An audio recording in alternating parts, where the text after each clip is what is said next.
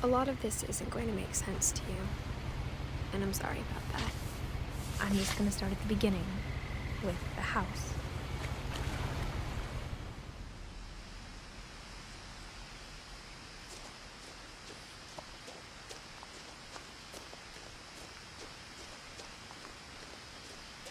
I lived here until I was 11, but I wasn't allowed inside half the rooms.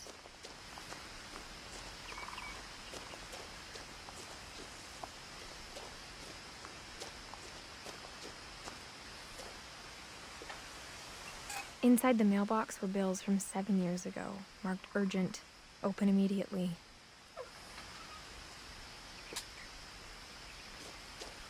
I hadn't been back since my brother Lewis's funeral.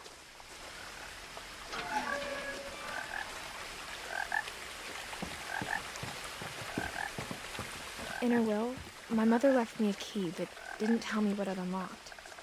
Maybe she thought I'd know, or she thought that the mystery would be enough to bring me back.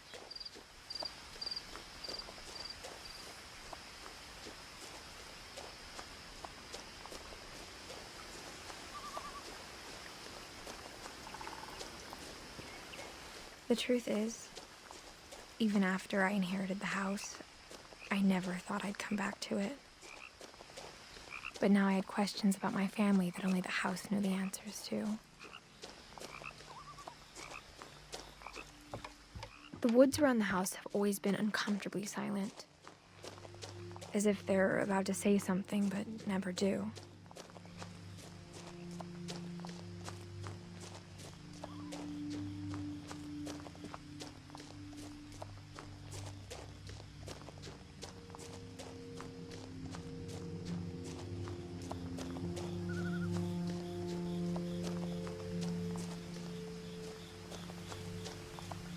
The house was exactly like I remembered it, the way I'd been dreaming about it.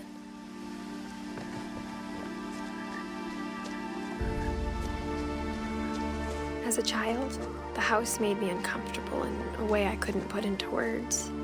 Now, as a 17-year-old, I knew exactly what those words were. I was afraid of the house.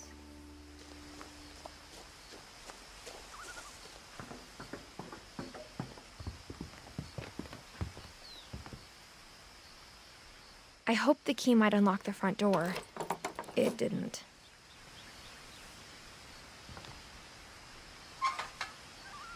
Looking in, I felt like the house itself had been waiting for me.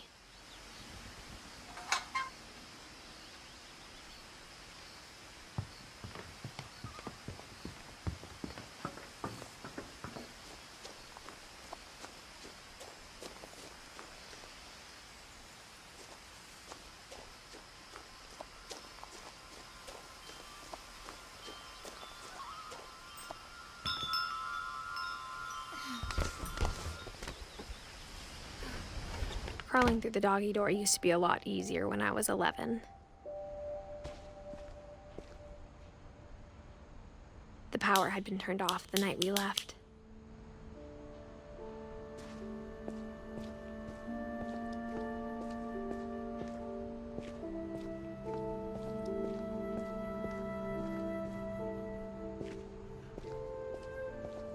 For the first time in years, I felt like I was home. But instead of a family, there were just memories of one.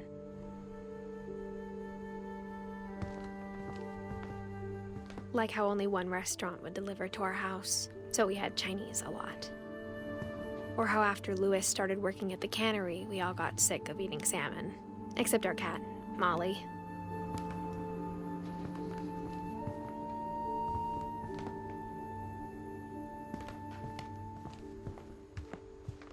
The table was still a wreck from the night we left. It was like a bomb had gone off, killing everyone but sparing the furniture. Nothing in the house looked abnormal. There was just too much of it, like a smile with too many teeth.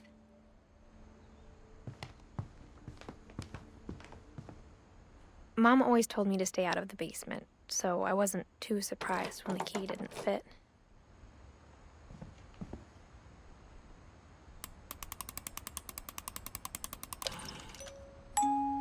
Great-Grandpa Sven built a music box for Barbara, along with the rest of the house.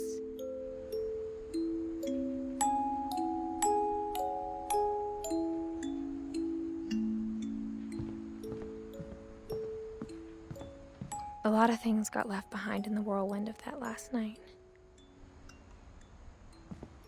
My mom wasn't much of an optimist, but she never stopped believing that my brother Milton was alive.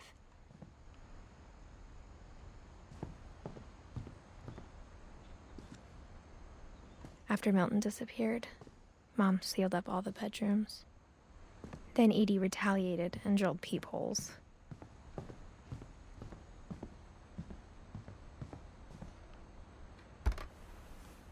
My Grandpa Sam spent 7 years sharing a room with his dead brother, Calvin.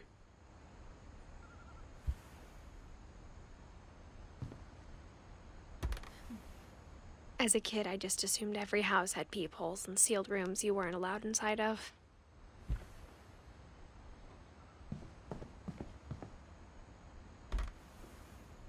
The last time I was in Edith Sr.'s room, I was 10 and she was painting my portrait.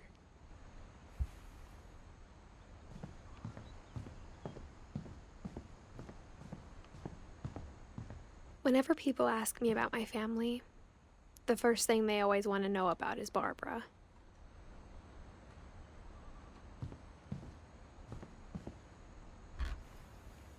Barbara was a child star for 2 years, until America grew out of it.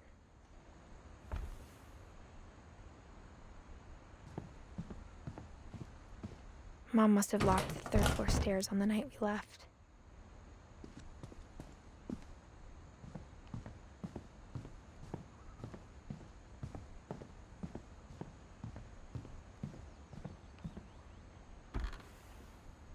Molly always seemed like a girl I could imagine being friends with, if she hadn't died in 1947.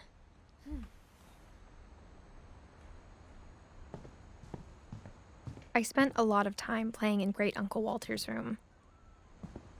I think my mom sometimes regretted not sealing it up. Louis told me there were secret passages, but I never believed him.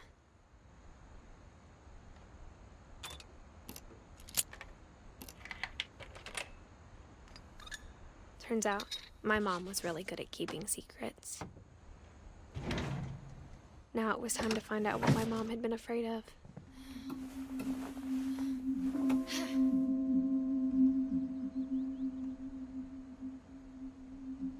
Reading this, maybe it sounds like I had a plan, but I had no idea what was behind that door.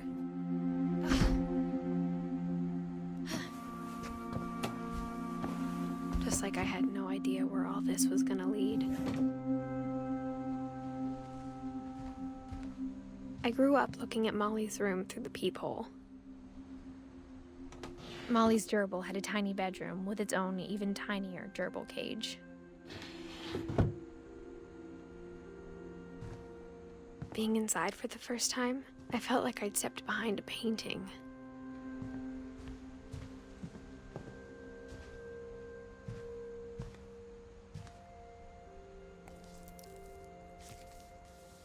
December 13th, 1947. Dear Diary, I'll be gone soon, but I wanted to tell somebody about what's gonna happen.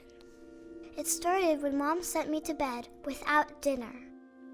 I woke up and I was starving, so I looked around for something to eat.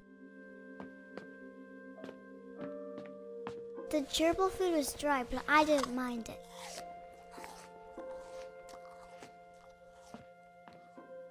My Halloween candy was all gone. Mom, can I come out now? Sweetheart, it's late. Go to sleep.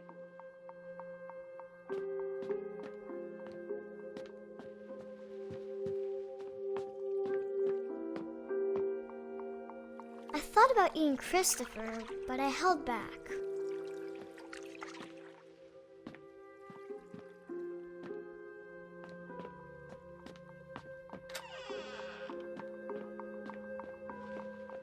I ate a lot of things that night.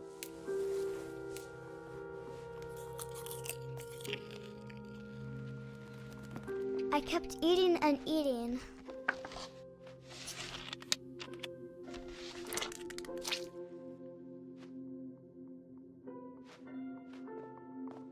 Then I heard chirping outside my window. It was a barn swallow going back to her nest. I reached out for her.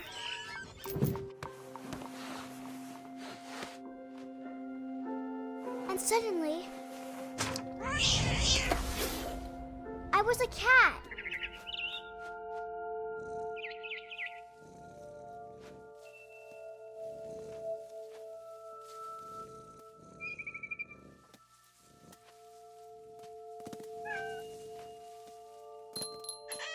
I tried to be quiet, but the bird was really scared.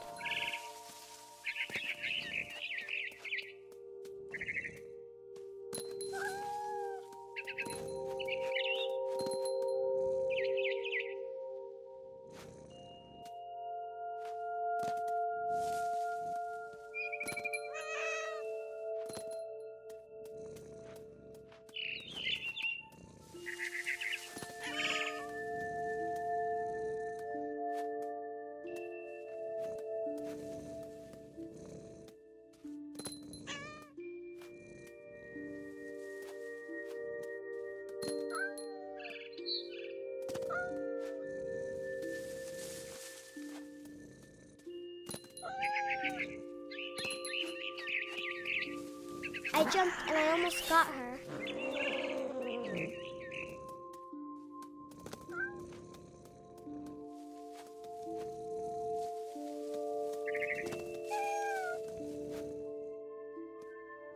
I could tell she was getting really tired.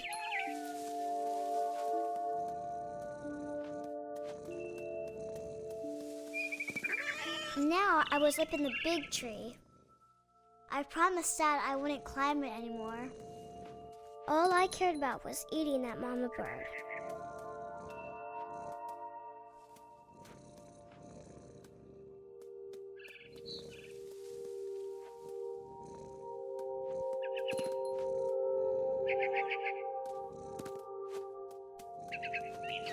I gobbled her up. And suddenly, I was an owl. First, all I heard was the wind.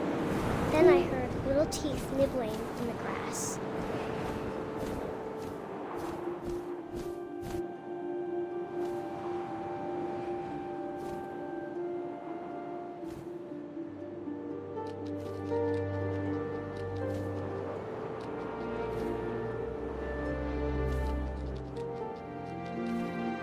Rabbits.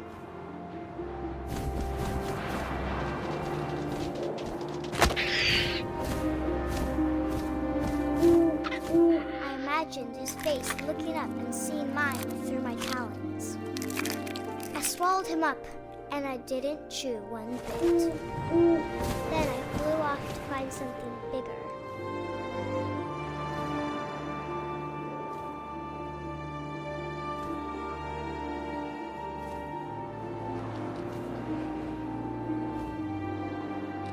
A mama rabbit.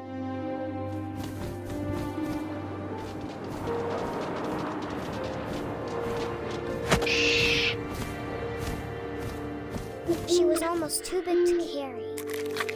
I started choking, but I couldn't stop eating. And suddenly, I was a shark.